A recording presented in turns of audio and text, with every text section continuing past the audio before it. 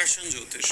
देखिए, कहा जाता है कि प्रश्न ज्योतिष के अंदर ज्योतिषी की अपनी विद्वता इतनी काम नहीं करती जितना ज्योतिषी का अपना अंतर मन काम करता है, उसकी अपनी प्रेरणा काम करती है, उस पर प्रकृति का आशीर्वाद काम करता है। बेसिकली प्रश्न ज्योतिष जो है ज्योतिषी के अंतःकरण, अच्छे शुद्ध अंतःकरण को भी रिप्रेजेंट करता है कि वो किस लेवल पर है। सबसे पवित्र जो ज्योतिष के अंदर विषय है वो है प्रश्न ज्योतिष। कोशिश करते हैं हम लोग, बहुत कोई पवित्र आत्माएं तो नहीं हैं लेकिन फिर भी कोशिश करते हैं प्रभु से प्रार्थना करके कि हमें सद्बुद्धि दे और इस प्रश्न ज्योतिष को समझने का पूरा आशीर्वाद दें। देखिए, मैंने आपको जितना पढ़ाया, हम लोगों ने जन्म कुंडली देखकर फलादेश करना काफी हद तक क्लियर किया। अब ये होगा कि हम प्रश्न ज्योतिष पर हैं। इसमें क्या है, देखिए, कुछ लोग प्रश्न ज्योतिष का प्रयोग इसलिए करते हैं कि सामने वाले के पास जन्म कुंडली नहीं है। मान लेते हैं हमारे पास कोई व्यक्ति आया और उसने कहा कि उसको तो अपनी date of birth, time, place पता ही नहीं है, तो पंडित जी आप तो ज्योतिषी हैं, आप मेरा एक प्रश्न ही लगा दो। तो ज्योतिषी जी ने फटाफट एक प्रश्न लगाया और उसको उत्तर किया, जबकि ये गलत विधि है। प्रश्न ज्योतिष क्या है, देखें, जिन बातों के या जिन प्रश्नों के उत्तर लगन कुंडली से नहीं दिए जा सकते, उन प्रश्नों के उत्तर हमने प्रश्न कुंडली से देने हैं। ध्यान से समझें। कुछ ज्योतिषी क्या करते हैं कि जैसे जन्म कुंडली नहीं है किसी के पास तो छोड़ देते हैं, उसको कहते हैं कि हाँ जी कोई बात नहीं, जन्म कुंडली नहीं है तो आप बताइए कि आपका क्या प्रश्न है। व्यक्ति ने कहा कि बताओ जी कि मेरी शादी कब होगी, तो ज्योतिषी जी जल्दी से प्रश्न लगाना शुरू कर देते हैं। ये गलत है। कारण, विवाह कब होगा इसका उत्तर तो हमने व्यक्ति की लगन कुंडली से ही देना है, इसका उत्तर आपने प्रश्न कुंडली से नहीं देना। अब मैं एक प्रश्न पूछता हूं, ये देखें, बताइए उसका फोन आएगा या नहीं आएगा। अब इसका उत्तर तो हम जन्म कुंडली से नहीं कर सकते, तो ये उत्तर कहां हमें मिलेगा, प्रश्न कुंडली से।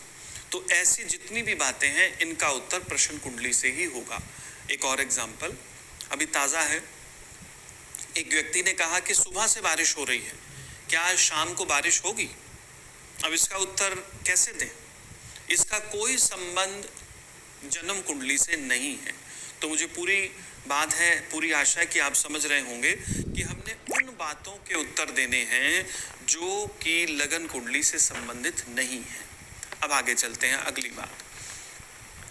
प्रश्न ज्योतिष को स्वर उदय ज्योतिष भी कहा गया है, स्वर उदय विद्या। जैसे मान लें कि हम दिल्ली में हैं और शाम के 5 बज रहे हैं, किसी विशेष दिन पर 5 बज रहे हैं, और कोई व्यक्ति ज्योतिषी जी के पास आया और उसने कहा कि पंडित जी मेरा एक प्रश्न लगाएं, ये मेरी बात है। तो पंडित जी क्या करेंगे, ज्योतिषी जी क्या करेंगे, वो शाम के 5 बजे अंतरिक्ष के ग्रहों की स्थिति को देखेंगे कि ग्रह इस व्यक्ति के इस प्रश्न का उत्तर क्या दे रहे हैं, अर्थात ग्रहों का फ्लो किस तरफ से है, किस प्रकार का है। उस ग्रहों के फ्लो को देखते हुए पंडित जी ने या ज्योतिषी जी ने आंसर कर देना है कि आपके प्रश्न का उत्तर यह है। इसको हम कहते हैं प्रश्न ज्योतिष या स्वर उदय शास्त्र। मुझे पूरी आशा है आप इसको समझ रहे होंगे। देखते हैं एक और बात।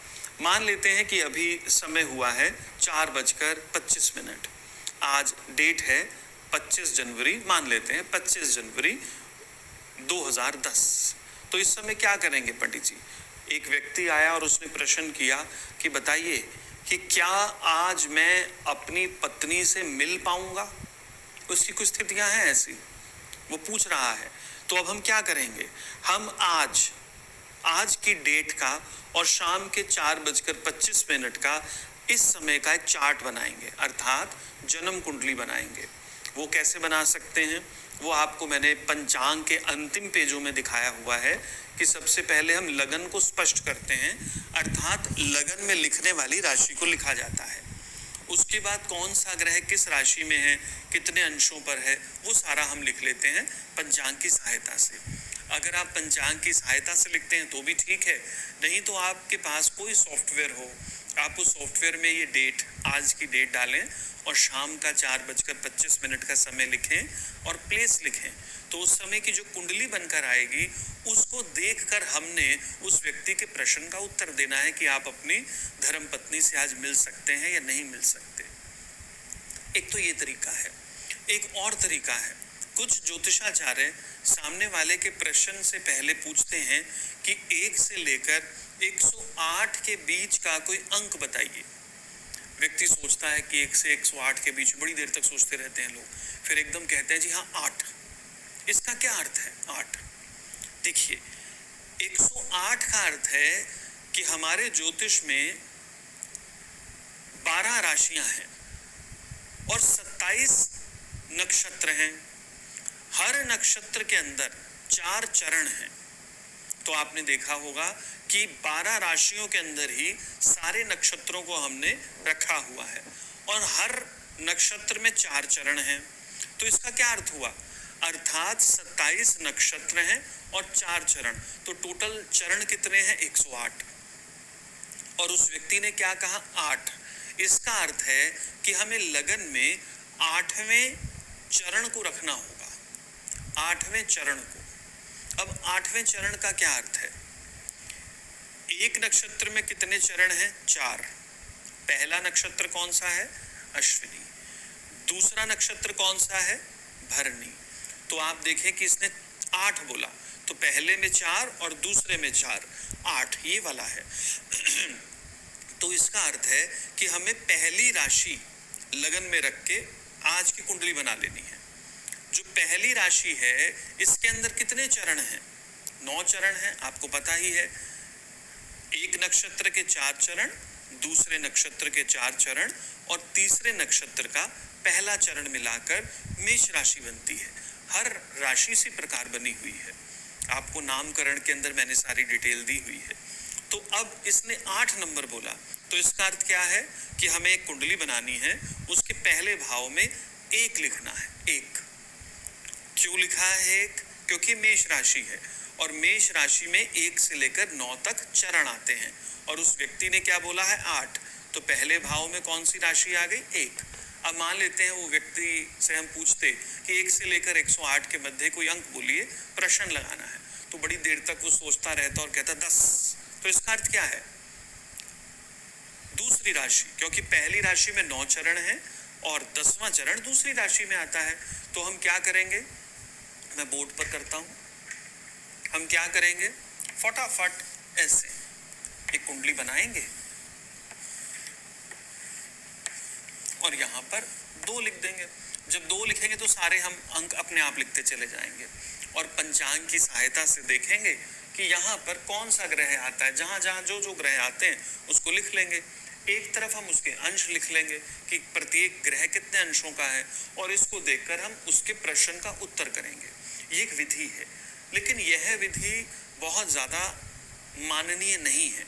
सबसे अच्छी विधि क्या है कि जैसे अभी 4:30 हुए हैं, आज कोई डेट है, तो हम आज की डेट पर 4:30 बजे अंतरिक्ष में क्या ग्रह हैं उसको बोर्ड पर, मतलब अपने कागज पर उतार लेंगे। जैसे मान लेते हैं कि अभी 4:30 बजे एक व्यक्ति ने कहा कि क्या मैं अपनी धर्मपत्नी से आज मिल पाऊंगा? तो हम देखेंगे कि पूर्व दिशा में कौन सी राशि चल रही है, उसको यहाँ लिखेंगे, सारी राशियां लिख देंगे। फिर हम देखेंगे कौन सा ग्रह कहाँ है, हमने ग्रहों को भी लिखा और फिर कौन सा ग्रह कितने अंश पर है वो भी लिखा एक तरफ, और इसको देखकर हमने उत्तर कर दिया।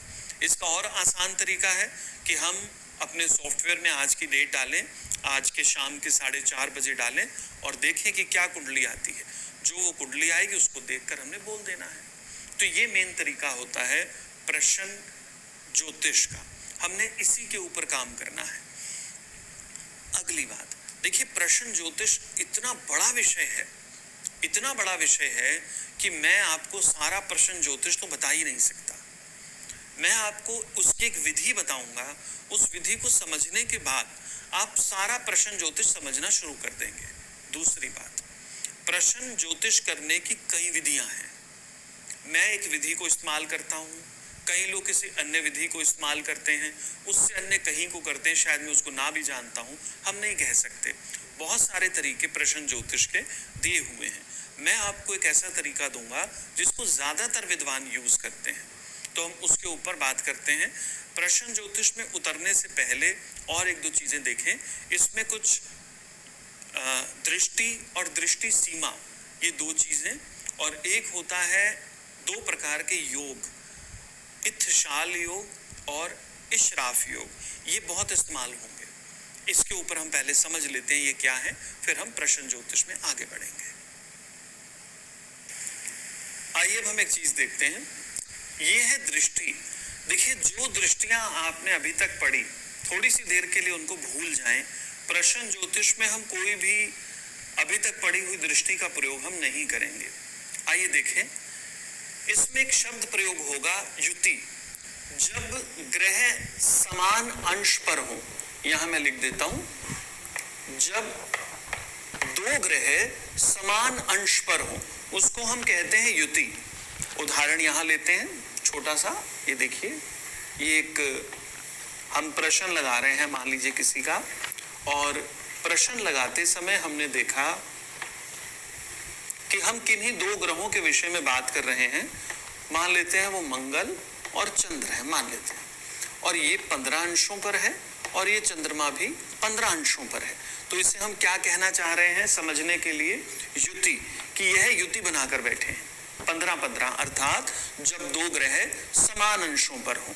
आगे मैंने लिखा है, यहां पर देखें, वियुति में, वियुति जब दो ग्रहों में 180 अंश का अंतर हो।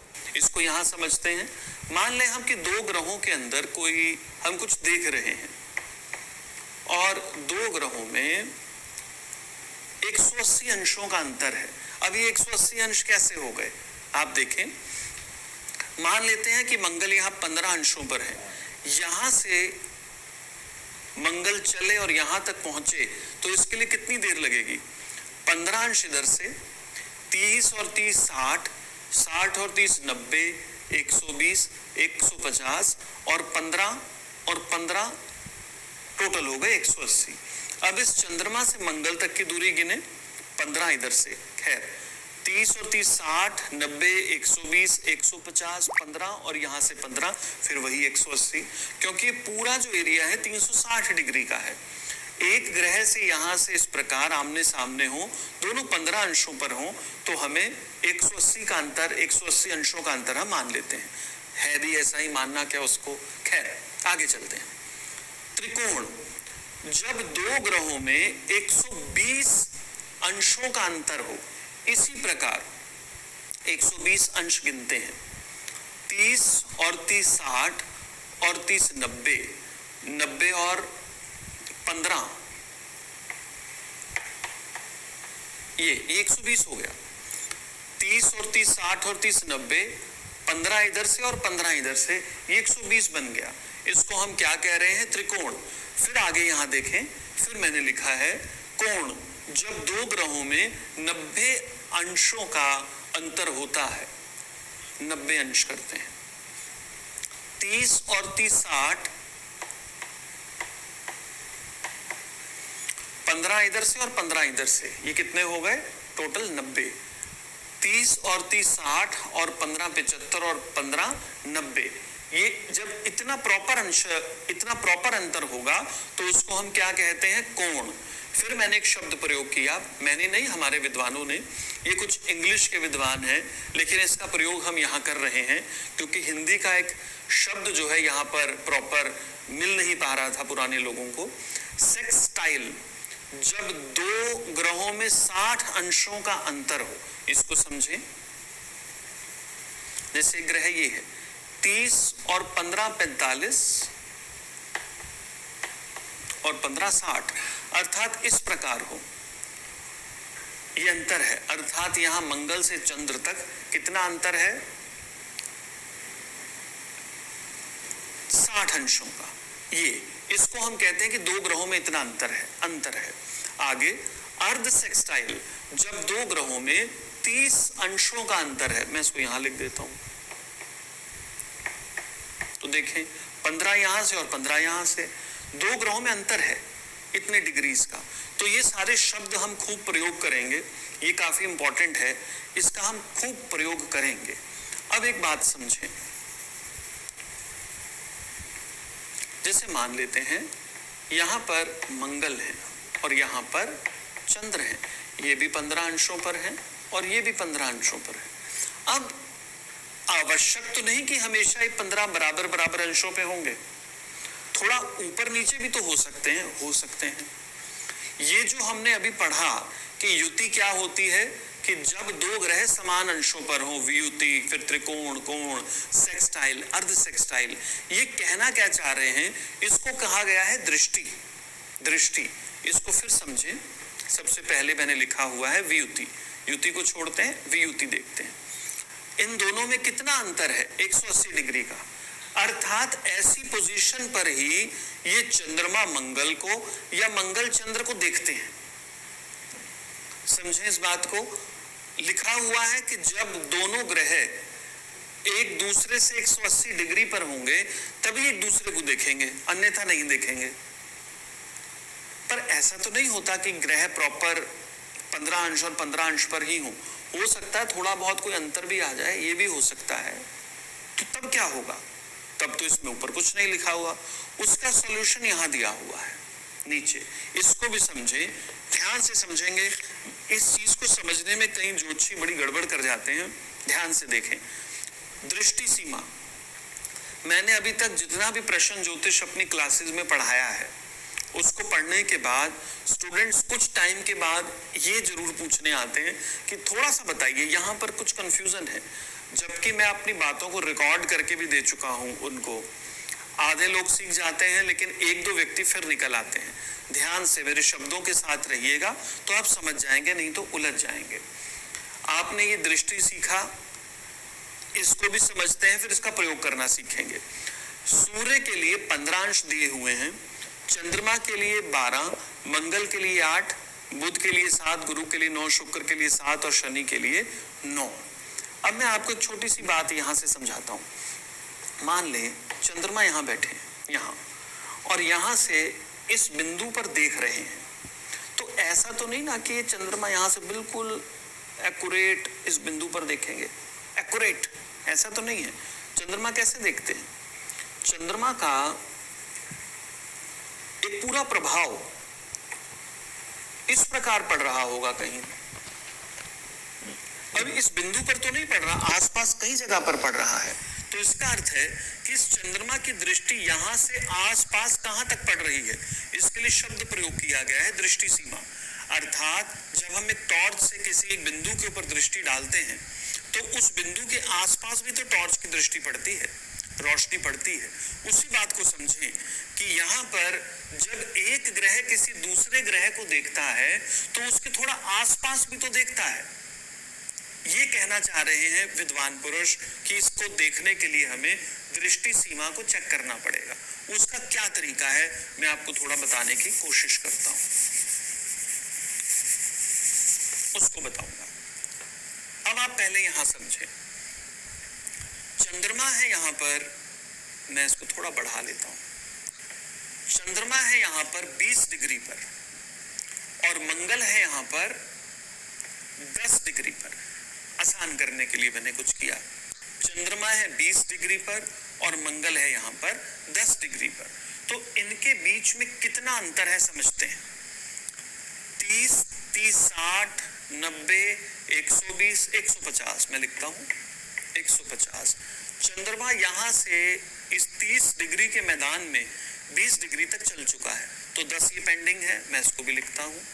मंगल ने यहां से प्रवेश करके इस 30 डिग्री के मैदान को पार करना है और वो 10 अंश पे पहुंचे, तो मैं 10 को लिखता हूं।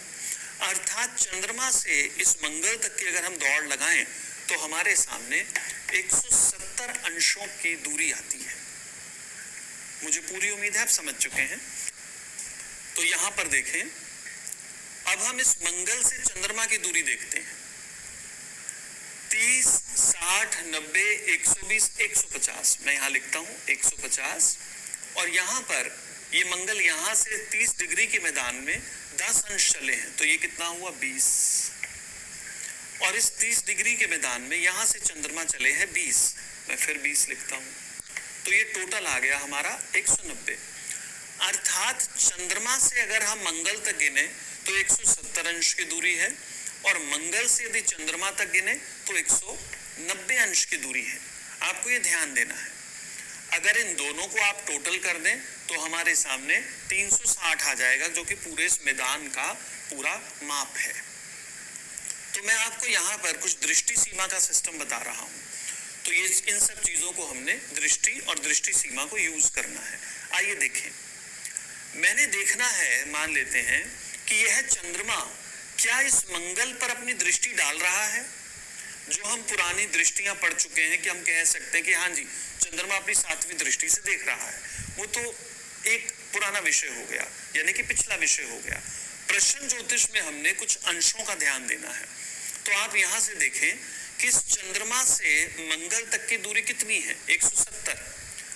चंद्रमा से मंगल तक की दूरी है 170 अंश। मैं लिखता हूं यहां पर 170 अंश की दूरी है।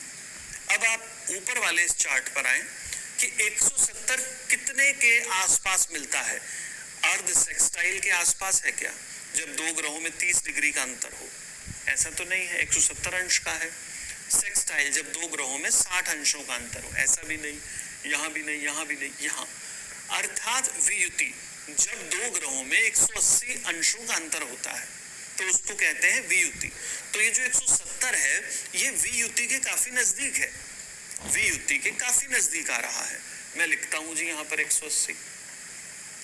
अब इधर नीचे देखें, चंद्रमा के लिए हमने लिया हुआ है 12 और मंगल के लिए लिया हुआ है 8। चंद्रमा के लिए 12 और मंगल के लिए 8। तो क्या करना होगा हमें, 12 और 8। मैं थोड़ा ऐसे हो जाता हूं, आसान रहेगा। ये टोटल आ गया 20। इसको भाग देंगे 2 से तो आ जाएगा 10। तो इस 10 को हमने मेन प्रयोग करना है। कैसे प्रयोग करना है, ये जो वियुति के अंश है 180, इसमें आप 10 जोड़ दें और 10 घटा दें। जोड़ने पर आएगा 190 और घटाने पर आएगा 170। तो 170 से 190 के बीच क्या यहां से जो यहां तक की दूरी है वो आती है 170? हाँ जी आ रही है, 170 आ रही है। तो इसका अर्थ हुआ कि यह चंद्रमा इस मंगल को देख रहा है, इसको देख रहा है। थोड़ा सा ट्विस्ट करते हैं, चलो यहां पर अगर यहां पर ये 25 होता, 25, अर्थात चंद्रमा 25 अंशों पर है और मंगल 10 अंशों पर है। अब समझते हैं, 30, 60, 90, 120, 150, अर्थात चंद्रमा से मंगल तक की हमने दूरी गिननी है। और ये 30 डिग्री के मैदान में चंद्रमा 25 अंश चल चुके हैं, 5 रह गए, मैंने 5 लिखे। मंगल यहां से यहां तक में 30 डिग्री के मैदान में 10 चल चुके हैं, मैंने 10 लिखे। तो टोटल आ गया 165। अब जरा हम 165 को आधार मानकर चेक करते हैं। सारा कुछ शुरू से करते हैं। लो, हम सारा कुछ शुरू से करते हैं। अर्थात चंद्रमा से मंगल तक की दूरी है 165 अंश, ये हमने लिख लिया। अब चंद्रमा के लिए कितने अंश डिसाइडेड हैं? 12 और मंगल के लिए 8। तो 12 जमा 8 20, इसको 2 से दिया भाग तो नीचे आ गए 10। और ये 165 किसके नजदीक पहुंचते हैं? युति के, वियुति के, त्रिकोण के। वियुति के नजदीक है। तो हम क्या करेंगे, 180 में 10 जमा कर देंगे और 180 में 10 माइनस कर देंगे तो आता है 190 और यहाँ आता है 170। अर्थात 170 से 190 के बीच में क्या 165 आ रहा है? नहीं आ रहा। तो इसका अर्थ हुआ कि इस चंद्रमा की जो दृष्टि है वह मंगल पर नहीं पड़ रही। ध्यान से इस बात को समझ लें, नहीं पड़ रही। अगर मैं इसको वो पहले की तरह 20 लिख दूं ऐसे, या मैं इसको 15 करके दिखाऊं, आपको और आसान करके दिखाता हूं। हम सब कुछ मिटा देते हैं, लो जी नया करते हैं, नया करते हैं। 2-4 बार करेंगे ना, आपको अपने हाथ से करने में सारी बात क्लियर हो जाएगी। अब समझें, चंद्रमा है 15 अंशों पर और मंगल है 10 अंशों पर। आपने देखना है कि क्या चंद्रमा की दृष्टि इस मंगल पर पड़ रही है। जो हम अब तक वैदिक ज्योतिष की वो दृष्टि पढ़ चुके हैं, हाँ जी 7वीं दृष्टि, उसको 2 मिनट के लिए भूल जाएं, यहां पर मत लें। यहां तरीका थोड़ा अलग है। देखते हैं चंद्रमा से मंगल तक की कितनी दूरी है। 30 और 30 60 90 120 150, क्योंकि 30 अंशों का एक मैदान है तो 1 2 3 4 5 हम लिखते हैं 150। यहां से यहां तक का मैदान ये भी 30 अंशों का है और चंद्रमा 15 अंशों तक चल चुके हैं। यहां से कितने और रह गए? 15। हम लिख लेते हैं जी 15। इस 30 डिग्री के मैदान में मंगल यहां से चलते हुए 10 अंश चल चुके हैं, तो हम 10 इसको ले लेंगे। तो ये टोटल कितने हो गए? 175। अर्थात इस चंद्रमा से यदि हम मंगल तक गिने तो 175 अंशों की दूरी है। आपको दूरी पढ़ना आ गया है। अब हम अगली बात पर आते हैं। इस दूरी को हम यहां लिख लेते हैं 175। ये 175 किसके नजदीक है? यहां देखें, युति, वियुति, त्रिकोण, कोण, सेक्सटाइल, अर्ध सेक्सटाइल। इसमें जो ये वियुति है 180 अंश, 180 के काफी नजदीक आ रहा है 175। तो हमें पैमाना क्या लेना पड़ेगा? 180। हम लिख लेते हैं जी यहाँ 180। लो जी 180 हमने लिख लिया। चंद्रमा के लिए 12 और मंगल के लिए 8, ये ऑलरेडी डिसाइडेड है। हम क्या करेंगे? 12 जमा 8 टोटल आया ये 20, इसको देंगे 2 से भाग, 10 आ जाएगा। तो हम 180 में 10 जमा करेंगे और 180 में 10 माइनस कर देंगे। 190 170। क्या 170 से 190 के बीच में 175 आता है? आता है। तो इसका अर्थ क्या है कि यह चंद्रमा इस मंगल को देख रहे हैं। मुझे पूरी आशा है आप इस बात को समझ चुके हैं। मैं आपको 1-2 और एग्जांपल देके दिखाता हूं ताकि आपको चीजें बिल्कुल क्लियर हो जाए। इसको रफ करते हैं, इसको भी रफ करते हैं, ये हम रफ कर लेते हैं। आपने देखना है यहां पर सूर्य बैठे हैं मान लेते हैं, और यहां पर बैठे हैं गुरु।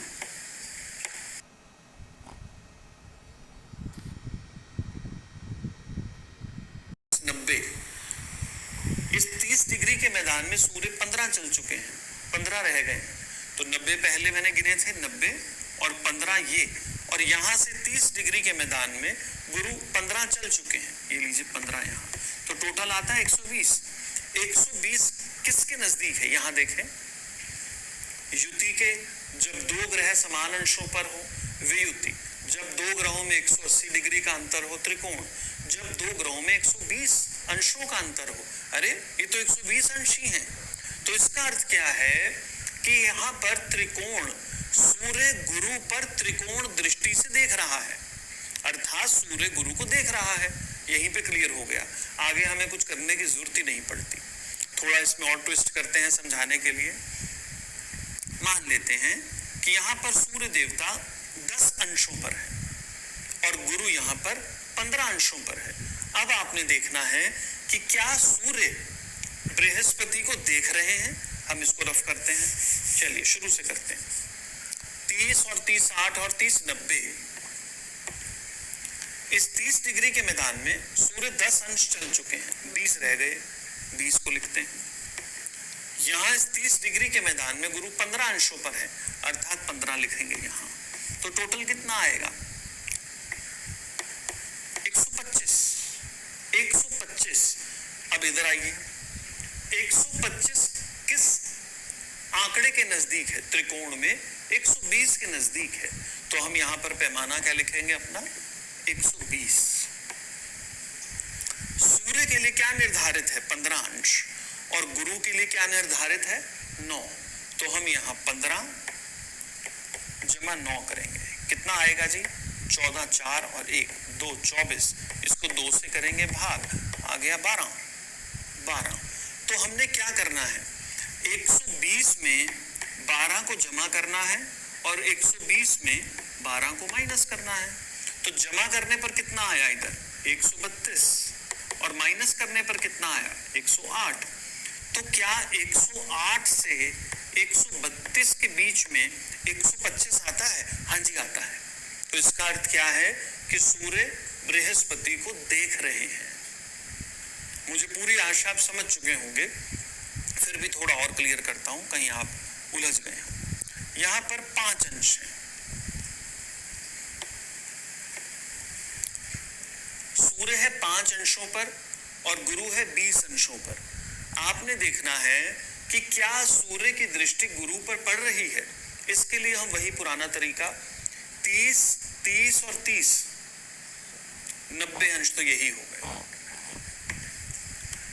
यहां पर ये 30 डिग्री का मैदान है और सूर्य 5 अंश चल चुके हैं, तो कितने रह गए? 25। हम इसको 25 को लिखते हैं। ये 30 डिग्री का मैदान है और गुरु 20 अंश चल चुके हैं, तो हम यहां लिखेंगे 20। तो टोटल कितना आया? 5, 135।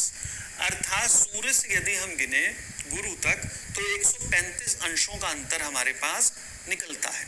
अब ये 135 किसके नजदीक है? यहां देखते हैं। क्या युति के नजदीक है जब दो ग्रह समान अंशों पर हो? नहीं। वियुति 180? नहीं। त्रिकोण 120 या कोण 90? मुझे तो 120 के नजदीक लगता है जी 135। तो हम क्या करेंगे? 120 को हम पैमाना मान लेंगे। 120 सूर्य के लिए यहां डिसाइडेड है 15 और गुरु के लिए डिसाइडेड है 9। तो हम यहां कहेंगे 15 जमा 9 24, 2 से भाग दिया तो आ गया 12। तो हमने 120 में 12 को जमा करना है और 120 में 12 को माइनस करना है। 132 और यहाँ आएगा 108। क्या 108 से लेकर 132 के बीच में 135 आता है? नहीं आता। तो इसका अर्थ क्या है कि सूर्य की दृष्टि गुरु तक नहीं पहुंच रही। मुझे पूरी आशा है कि आप इस दृष्टि को भली प्रकार से जान चुके हैं। हमें इसमें और ज्यादा कुछ देखने की जरूरत नहीं है। कोई भी ग्रह किसी को भी देख सकता है। यहाँ से आपने अंश उठाने हैं और चेक करना है कि कौन किसके नजदीक है, तो आपको क्लियरिटी हो जाएगी। अभी इसको मैं आपको और 1-2 बार करके दिखाऊंगा। आगे बढ़ते हैं इसके आगे, तो आपको कई चीजें और क्लियर होंगी। यही चीज बार बार प्रैक्टिस में आएगी तो एकदम क्लियर होगी। आगे चलते हैं। प्रश्न ज्योतिष में 2 योग बहुत प्रयोग होते हैं और यही मेन है। ये देखिए, एक है इत्थशाल योग और दूसरा है इशराफ योग। ये जो वर्ड्स हैं आप देखेंगे उर्दू के शब्द प्रयोग हो रहे हैं। क्यों? क्या हमारी प्राचीन पुस्तकों में उर्दू के शब्द प्रयोग होते थे या हम लोग हिंदी नहीं जानते थे जो हमने ये शब्दों को ले लिया? ये क्या कारण है? कारण ये है कि जब मुस्लिम आक्रांताओं ने भारत में यहाँ पर आकर अपना राज जमाया तो उस समय पर हमारा जो प्रश्न ज्योतिष है ये अच्छी उन्नति पर था। तो लोग पूछने जाते थे वहां पर, तो उन्होंने अपनी ही बात लागू करनी शुरू की ज्योतिषियों को कि आप वर्षफल बनाओ। वर्षफल, तो वर्षफल के अंदर भी कुछ इस प्रकार के योगों का वर्णन मिलता है। तो हमारे ज्योतिषियों ने अपने शब्दों को छोड़ दिया और उनके ही जो मुस्लिम लोगों के शब्द थे उनको ही ले लिया। अब वही फिर बनते चले आए और आगे की पुस्तकों में वही आने शुरू हो गए। मैं कोई नया नामकरण भी कर सकता हूँ, प्रभु ने इतनी योग्यता दी है, लेकिन आपको वो शब्द किसी पुस्तक में नहीं मिलेंगे तो आप कंफ्यूज हो जाएंगे कि ये कौन सा नया शब्द है। हमारी पुस्तकों में लगभग इत्थशाल योग और इशराफ योग का ही वर्णन मिलता है। इस कारण इन्हीं शब्दों को मैं ले लेता हूं। अर्थ बताता हूं। इत्थशाल, जब तीव्र गति ग्रह, अब तीव्र गति ग्रह क्या होता है? आपको ग्रहों की चाल पता होनी चाहिए। सबसे तेज कौन चलता है? चंद्रमा। 2.25 दिन में राशि बदलते हैं। उसके बाद और तेज, उनसे कम तेज कौन चलता है?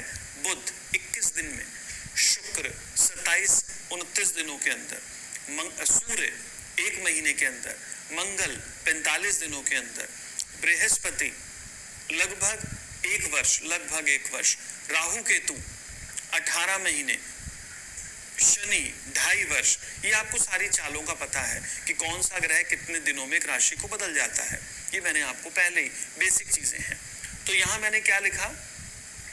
जब तीव्र गति ग्रह और कम अंश वाला ग्रह, जब तीव्र गति और कम अंश वाला ग्रह, यहां तक पढ़े पहले, जब तीव्र गति और कम अंश वाला ग्रह मंद गति और अधिक अंश वाले ग्रह से पीछे हो तो उसे हम इत्थशाल योग कहते हैं। दोबारा समझें, लाइन को मन में बिठाएं।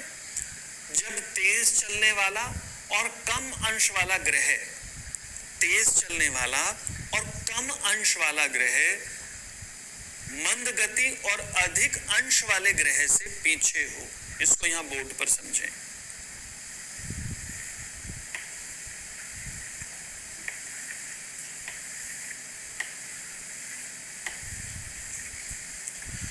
मैं चंद्रमा को यहां लिखता हूं, ये 15 अंशों पर है, और मैं सूर्य को यहां लिखता हूं, ये भी 15 अंशों पर है।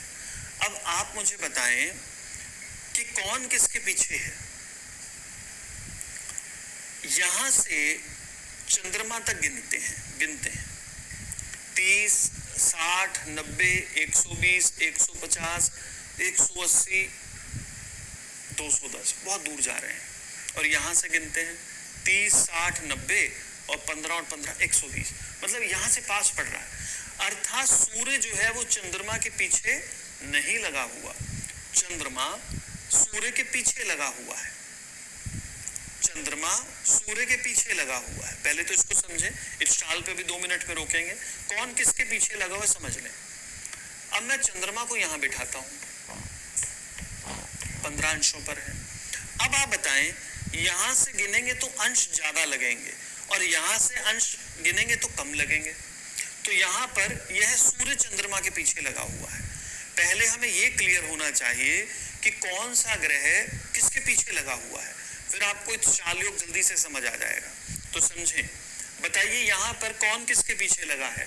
यहां पर सूर्य चंद्रमा के पीछे लगे हुए हैं। मैं मंगल को यहां बिठाता हूं। आप बताइए, क्या सूर्य मंगल के पीछे लगे हैं या मंगल इस सूर्य के पीछे लगे हुए हैं। बड़ी आसान सी बात है, यहां से गिनने पर अंश कम है, मंगल से सिर्फ 2 भाव पार करके ही सूर्य बैठे हैं, और अगर हम सूर्य से गिने तो कितने सारे भावों को पार करना पड़ेगा। तो हम कह सकते हैं कि मंगल सूर्य के पीछे लगे हैं। अगली बात, अभी मैं योग नहीं पढ़ा रहा, आपको सिर्फ आगे पीछे कौन लगा है वो समझा रहा हूं। शनि यहाँ है 15 अंशों पर, अंदाजन ले रहा हूं 15 अंश उदाहरण के लिए। आप बताइए कि क्या यह शनि सूर्य के पीछे लगे हैं या सूर्य शनि के पीछे लगे हैं। बड़ी सिंपल सी बात है, सूर्य को यहाँ चलने में काफी सारे भावों को पार करना पड़ेगा और शनि को यहाँ से थोड़े से भाव को पार करना पड़ेगा। तो कौन किसके पीछे लगा है, शनि इस सूर्य के पीछे लगे हैं। इस बात का ध्यान से समझें। अब फिर देखिए, ये चंद्रमा शनि के पीछे लगे हैं या शनि चंद्रमा के पीछे लगा है। भाई चंद्रमा लगे हैं क्योंकि यहाँ से थोड़े से भाव हैं, थोड़े से अंश लगेंगे, और ये शनि को बहुत सारे अंशों को पार करना पड़ेगा। अब एक और बात बताइए, शनि चंद्रमा के पीछे लगे हैं या चंद्रमा शनि के पीछे लगे हैं। यहां से देखें सिर्फ 30 डिग्री का अंतर है और यहां से हम चलें तो 330 डिग्री का अंतर है। तो देखें, शनि चंद्रमा के पीछे लगे हैं। यस, आपको पहले ये क्लियर होना चाहिए कि कौन सा ग्रह किस ग्रह के पीछे लगता है। उसका तरीका क्या है, ये अंशों की जहां पर दूरी कम होगी तो इसका अर्थ होगा कि वो ग्रह किसी अन्य ग्रह के पीछे लगा हुआ है। अब मैं आपको एग्जांपल देता हूं, यहां से समझिए। यह चंद्रमा क्या सूर्य के पीछे लगे हैं या सूर्य चंद्रमा के पीछे लगे हैं, इन दोनों में बताइए। सिंपल सी बात है, सूर्य को यहाँ बहुत दूरी पार करनी पड़ेगी और चंद्रमा बड़ी जल्दी से यहाँ पहुंच सकते हैं। अब ये अगला स्टेप पर चलते हैं, इन दोनों में से तेज कौन चलता है, चंद्रमा चलते हैं। दोनों की तुलना करें तो चंद्रमा 2.25 दिन में राशि बदलते हैं और सूर्य 1 महीने में राशि बदलते हैं। तो अब पहले तो हमने ये डिसाइड किया कि कौन किसके पीछे लगा है, चंद्रमा सूर्य के पीछे लगा है। दूसरी बात, चंद्रमा तेज भी चलते हैं, यही इत्थशाल योग है। यहां समझे, जब तीव्र गति तेज चलने वाला और कम अंश वाला ग्रह यानी पीछे वाला ग्रह मंद गति यानी कि सूर्य, जैसे मैंने आपको बताया, और अधिक अंश वाले ग्रह से पीछे हो, तो इसको हम कहते हैं इत्थशाल योग। यह योग किसी कार्य के होने को दर्शाता है। यस, काम होगा, पॉजिटिव नेगेटिव की बात नहीं, काम होगा। आगे देखें, मैं और एग्जांपल लेता हूं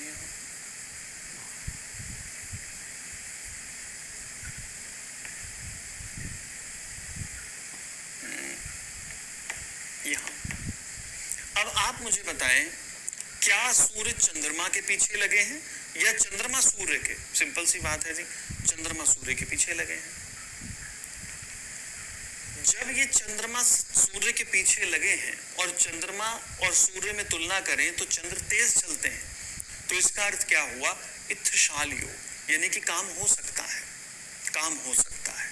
अगली बात, अब आप देखें इशराफ योग। जब तेज चलने वाला तीव्र गति और कम अंश वाला ग्रह मंद गति और अधिक अंश वाले ग्रह से अधिक हो। ये मैंने क्या लिखा है? पीछे हो, यहां वर्ड आएगा आगे हो, से आगे हो, यानी कि इसका उल्टा, जो हमने किया उसका उल्टा। मैं यहां पर लिख देता हूं चंद्रमा को। अब आप ये बताएं, दोनों में से तेज कौन चलता है? चंद्रमा। अब अगली बात, इन दोनों में से कौन किसके पीछे लगा हुआ है?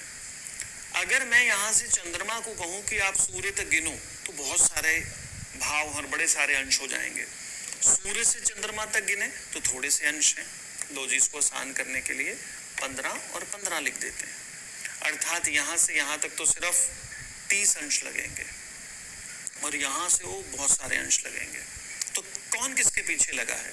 सूर्य चंद्रमा के पीछे लगा है, और सूर्य तो चंद्रमा की तुलना में धीरे चलता है, चंद्रमा तेज चलता है। तो पहले वाले इत्थशाल से उल्टा हो गया, तो हम क्या कह रहे हैं? इशराफ योग, अर्थात काम नहीं होगा, काम नहीं होगा। इन दो बातों को समझ लें, अगर आप इनको समझ जाएंगे तो प्रश्न ज्योतिष करना बहुत आसान है, बहुत आसान। उदाहरण देता हूं फिर अगला एक और, लो जी। अब आप बताएं, कौन किसके पीछे लगा है? क्या सूर्य मंगल के पीछे लगे हैं या मंगल सूर्य के पीछे लगे हैं? भाई यहां से गिनते हैं पहले जरा, कितने अंश का अंतर है?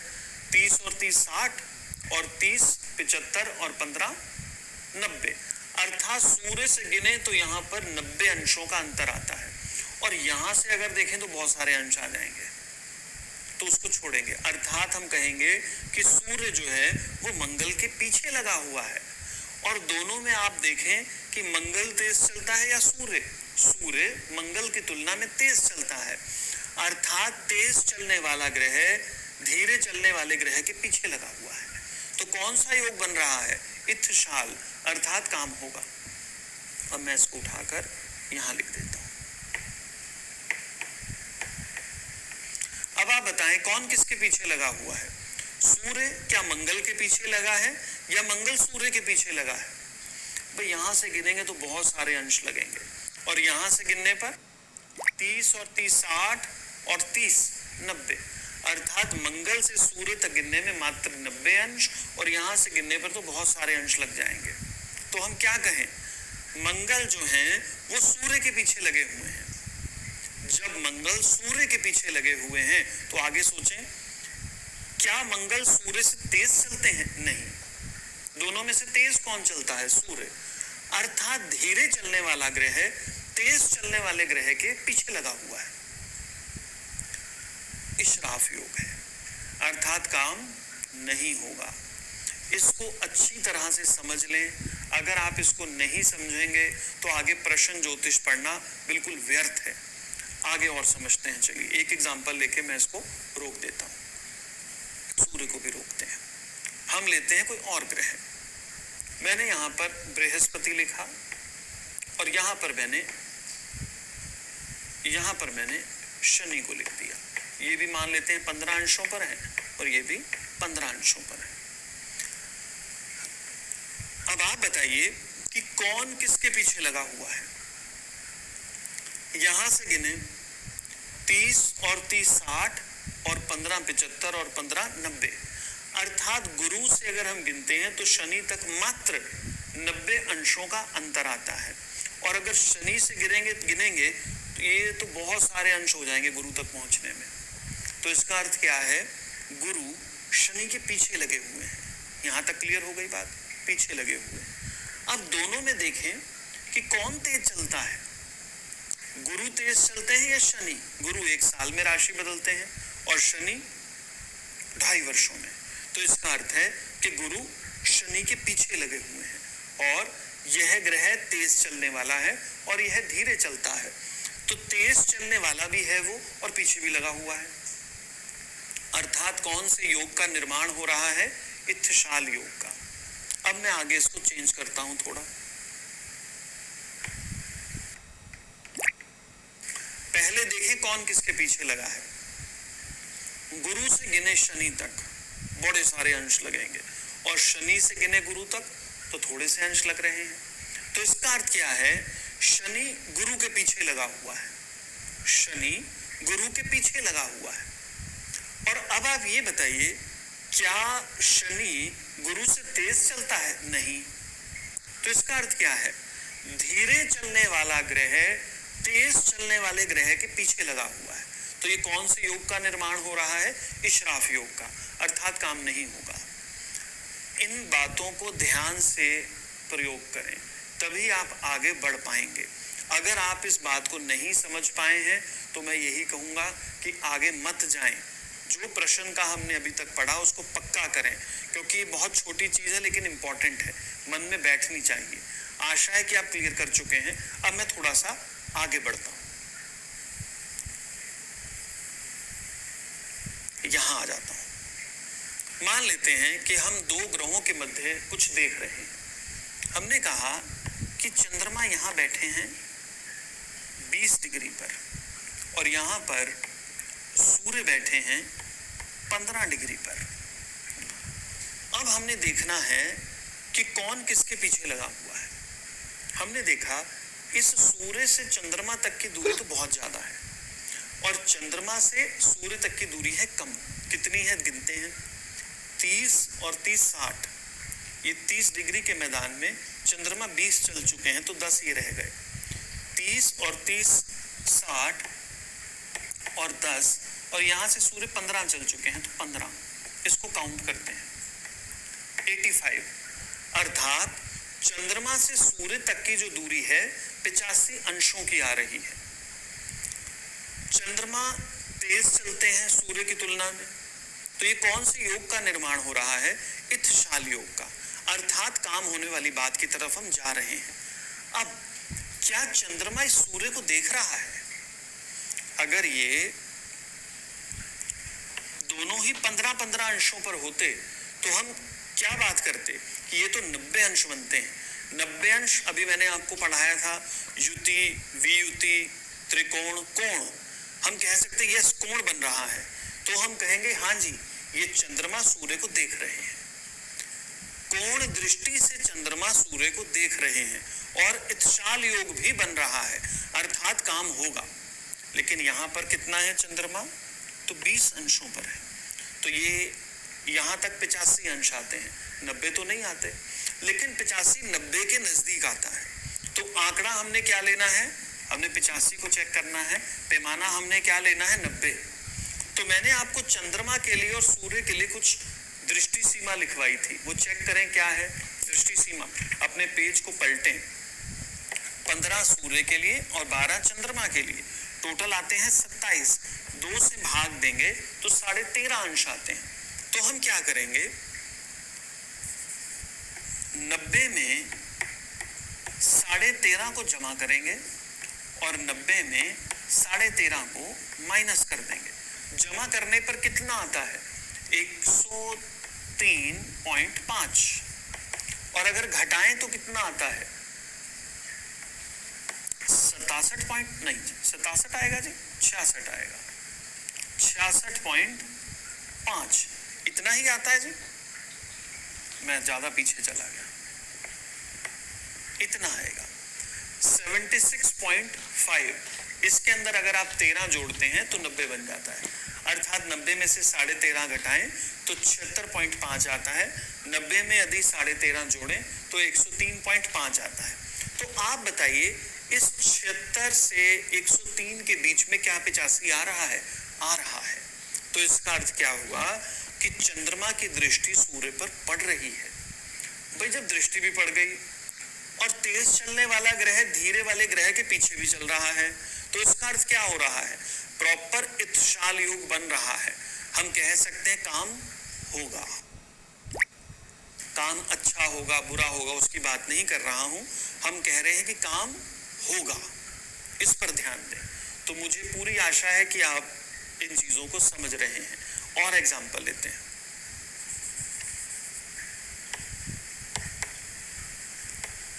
अगर ऐसी पोजीशन है तो आप सूर्य और चंद्र में देखेंगे कौन किसके पीछे लगा हुआ है। चंद्रमा से गिनने पर तो बहुत अंश आ रहे हैं और सूर्य से गिनने पर थोड़े से अंश आ रहे हैं। इसका अर्थ है कि सूर्य इस चंद्रमा के पीछे लगा हुआ है। ये कौन से योग का निर्माण हो रहा है?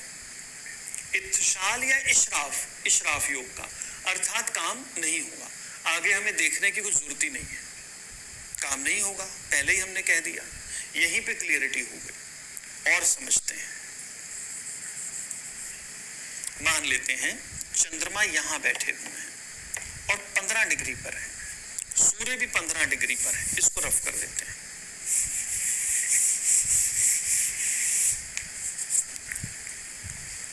चंद्र भी 15 डिग्री पर है और सूर्य भी 15 डिग्री पर है। हम कोई प्रश्न लगा रहे हैं तो हमने देखना है कि कौन किसके पीछे लगा हुआ है। भाई यहां से गिने तो 180 और यहां से गिने 180 बराबर बराबर है। इसका अर्थ है कि ये संबंध वियुति पर आ रहे हैं। तो इसको हम मानते हैं कि चंद्रमा इस सूर्य के पीछे लगा है, ऐसा मान लेते हैं। तो हम कहेंगे यस, ये तो संबंध बन रहे हैं, 180 अंश का अंतर आ रहा है, काम होगा। थोड़ा और आगे चलते हैं। मान लें यहां पर चंद्रमा है 20 अंशों पर और सूर्य है 15 अंशों पर। अब हम क्या करें? आप बताइए कौन किसके पीछे लगा हुआ है? चंद्रमा से गिनते हैं 30, 60, 90, 120, 150। इस 30 डिग्री के मैदान में चंद्र 20 चल चुके हैं तो 10 यहां और ले लेंगे। सूर्य यहां 15 चल चुके हैं तो इसको 15 को ले लेंगे। तो कितना आता है? अर्थात चंद्रमा से सूर्य तक गिने तो 175 अंशों की दूरी आती है। और यदि आप सूर्य से चंद्रमा तक गिनते हैं तो कितने अंश आएंगे? आसान है, फिर भी गिन लेते हैं। चलो 30 और 30 60 और 30 90, 120, 150 और ये 15 अंश और यहां से यहां तक के 20 अंश कितने हो गए? 185 ही आने चाहिए। यस, अर्थात सूर्य से चंद्रमा तक की दूरी है 185 अंशों की और चंद्रमा से सूर्य तक की दूरी है 175 अंशों की। तो आप बताएं कौन किसके पीछे लगा हुआ है? कॉमन सेंस, चंद्रमा सूर्य के पीछे लगे हुए हैं। यहां तक क्लियर है कि चंद्रमा सूर्य के पीछे लगे हैं। सूर्य और चंद्र में कौन तेज चलता है? चंद्रमा तेज चलते हैं। तो तेज चलने वाला ग्रह धीरे चलने वाले ग्रह के पीछे लगा हुआ है। अभी 175 अंशों की जो दूरी है ये किसके नजदीक आती है? वियुति के 180 के नजदीक आती है। तो यहां हमने 175 को चेक करना है और 180 हमारा पैमाना है। चंद्रमा के लिए डिसाइड है 12 और सूर्य के लिए डिसाइड है 15। दोनों को जमा करेंगे, 2 से भाग देंगे और 13.5 आ जाएगा। तो हम 13.5 को जमा करेंगे और 13.5 को माइनस करेंगे। देखें, जमा करते हैं 193.5 और माइनस करते हैं 176.5, नहीं जी सॉरी 166.5, यही आना चाहिए। मेरा गणित थोड़ा कमजोर है, ये बिंदियां हैं, कहीं आप इसको 0 मान लें। लो जी, इतना ही आना चाहिए जी, ठीक है जी। तो यहाँ 166.5 से 193.5 के बीच में क्या 175 आता है? आता है। तो इसका अर्थ क्या है कि चंद्रमा अपनी दृष्टि सूर्य पर डाल रहे हैं। तो ये कौन सा योग बन रहा है? इत्शाल, अर्थात काम होगा। मैं आपको सभी ग्रहों के विषय में अगर दिखाने लग जाऊं यहाँ तो बहुत लंबा टाइम लगेगा। मुझे लगता है आप इस चीज को भली प्रकार से समझ चुके हैं। अगर कहीं ना समझे हो तो इस सूत्र को दोबारा करें, नहीं तो गड़बड़ा जाएंगे। चलिए मैं आपको बहुत आसान सा, थोड़ा सा नजदीक वाला भी ले चलता हूं। ये दोनों एक ही भाव में है और 15-15 अंशों पर है। इसको भी रफ कर देते हैं। दोनों एक ही भाव में है और 15-15 अंशों पर है, तो इसको हम क्या कहेंगे? युति।